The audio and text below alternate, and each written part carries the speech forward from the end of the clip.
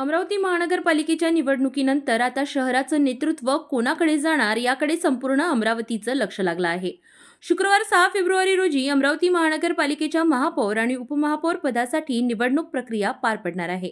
या निवडणुकीत 87 नगरसेवक मतदान करून अमरावतीचा नवा महापौर आणि उपमहापौर ठरविणार आहेत.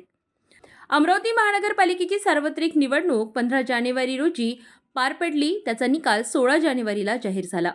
शहरातील एकूण 87 जागांसाठी ही निवडणूक घेण्यात आली होती, ज्यामध्ये विविध पक्षांच्या उमेदवारांनी विजय मिळविला. निवडणुकीनंतर आता महत्त्वाचा टप्पा म्हणजे महापौर आणि उपमहापौर निवड.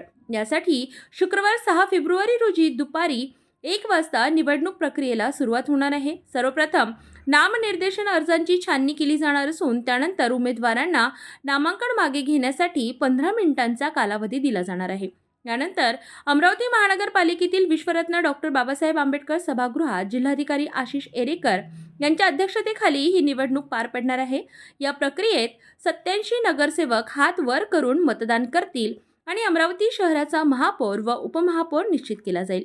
महापौर पदासाठी एकूण 3 उमेदवारांनी अर्ज दाखल केले आहेत. त्यामध्ये भारतीय जनता पक्षाकडून श्रीचंद तेजवानी, काँग्रेस पक्षाकडून संजय शिरभाते आणि बहुजन समाजवादी पार्टीकडून इस्माईल लालूवाले.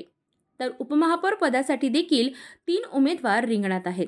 यामध्ये युवा स्वाभिमान पक्षाकडून सचिन भेंडे, काँग्रेस पक्षाकडून लुबिना तन्वीर आणि बहुजन समाजवादी पार्टीकडून सचिन वैद्य यांची नावे आहेत. उद्या होणाऱ्या या निवडणुकीत 87 नगरसेवकांचा कौल अमरावतीच्या राजकीय दिशेला महत्त्वपूर्ण वळण देणारा आहे. 6 फेब्रुवारी रोजी अमरावतीला नवं नेतृत्व मिळणार आहे. महापौर आणि उपमहापौर पदावर कोणाची वर्णी लागते हे पाहणं औत्सुक्याचं ठरणार आहे.